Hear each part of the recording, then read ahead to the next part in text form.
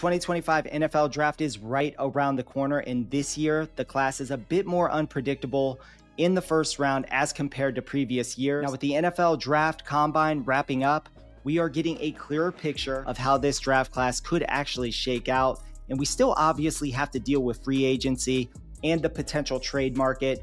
That could shake things up as well. So this will probably be irrelevant here in the next month. Now in Mock Draft 4.0, I continue to stick with a defensive heavy approach in the first round. I actually have 8 total defensive linemen, including edge rushers, going in the first round. And for the first time since 2018, we could see 3 running backs going in the first 32 picks of the NFL draft. So here's the deal with today's mock draft. I'm going to provide you with the top 10 picks in this mock draft 4.0 to start things off. I will then give you the landing spot for each running back, wide receiver, and tight end. And then you can go check out the full written version on our website, footballscout365.com. And speaking of our website, do not forget to go check out footballscout365.com, where you can find all of our written NFL draft content, our player rankings, and our NFL draft big board. You can find all of that and more, once again, on our website, footballscout365.com. All right, so at number 1 overall, I have the Tennessee Titans. They are going to select Penn State edge rusher Abdul. They're going to pass on a quarterback. This is becoming more of a consensus type of thing.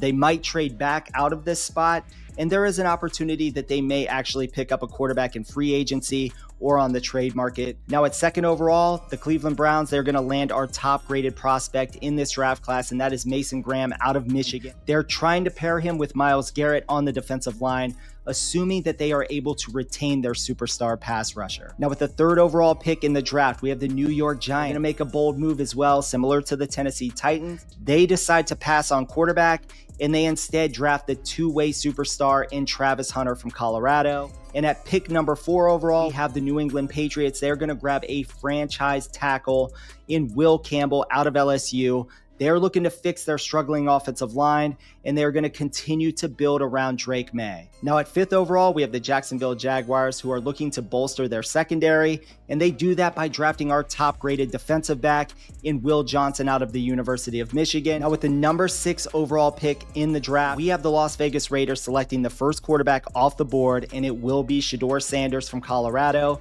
Now there have been rumors recently that Tom Brady really likes Shedeur Sanders' game, and if Brady has the influence people believe he does, this pick makes a lot of sense. Now at number 7 overall, we have the New York Jets taking a swing at the best arm talent in this draft class by drafting Cam Ward. Now the Jets are also in the market for a free agent quarterback, but Cam Ward is consistently being mocked to the New York Jets, and there is a possibility that the Jets could potentially trade up into the top 5 to procure Cam Ward. Now the Carolina Panthers, they are picking at number 8 overall, and they're going to select the most versatile off-ball linebacker in this draft class, and that is Georgia's Jalen Walker. They are ultimately getting their long-awaited replacement for Luke Kuechly here at number 8 overall. Now at number 9 overall, we have the New Orleans Saints, and they too go with an edge rusher, and they select Marshall's Mike Green, who I have graded as the 2nd overall edge player in this draft class. Now with the 10th overall pick, we have the Chicago Bears. Obviously they have offensive line needs, but they have a new head coach in Ben Johnson from the Detroit Lions.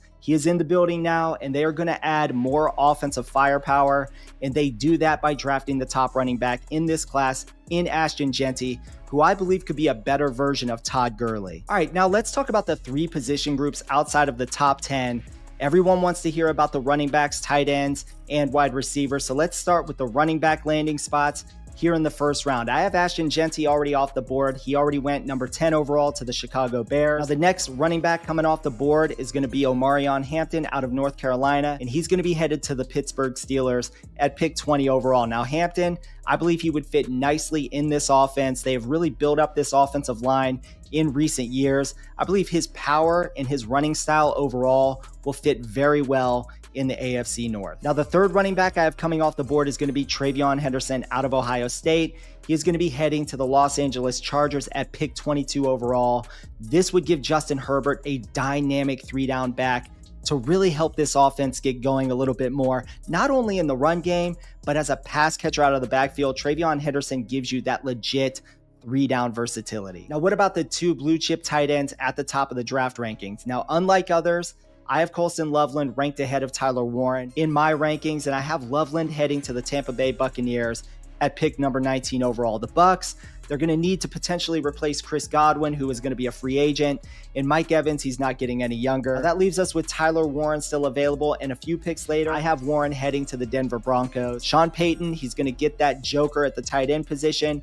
And Bo Nix gets a dynamic pass-catching tight end to help elevate his game heading into year 2. Now, as for the wide receiver class, this class is lacking elite level playmakers at the top, like we've seen in recent draft classes, but there still is a lot of high level talent in day 1 starters that are sitting out there, starting with Ted McMillan, who is my wide receiver 1, unless Travis Hunter decides to change positions. I have Tedoroa McMillan heading to the Cincinnati Bengals at pick number 17 overall. Now, the Bengals, they're going to have to prepare potentially for life without T. Higgins. I think this is an excellent pick. Now, my next wide receiver off the board is going to be Ohio State's Emeka Egbuka. He is headed to the Houston Texans at pick number 25 to reunite with his old Buckeye teammate CJ Stroud. The next wide receiver off the board is going to be Matthew Golden out of Texas. I have Golden heading to the Buffalo Bills at pick number 30. This appears to be a pretty popular pick out there. In my last mock draft 3.0, I actually had Matthew Golden heading to the Buffalo Bills in that spot. Now, the last wide receiver that I have coming off the board is going to be Luther Burden III. I have him heading to the Philadelphia Eagles at pick number 32 overall. Howie Roseman, he's going to do it once again. In the Eagles, they are going to get a dynamic Deebo Samuel-like chess piece to pair with Jalen Hurts, A.J. Brown, Devonta Smith, and Saquon Barkley. Okay, so that's going to do it for the top 10 picks in my mock draft 4.0. In addition, I gave you all of the landing spots for the top running backs, tight ends, and receivers. To check out the full 32 picks, head over to our website, footballscout365.com. I will leave a link in the description. The written version on the website is free. You don't have to sign up or anything, so please go over there and check out the full 32 picks. I do want to say thank you for watching. Please like this video, subscribe to the channel, and stay tuned for more great NFL draft content.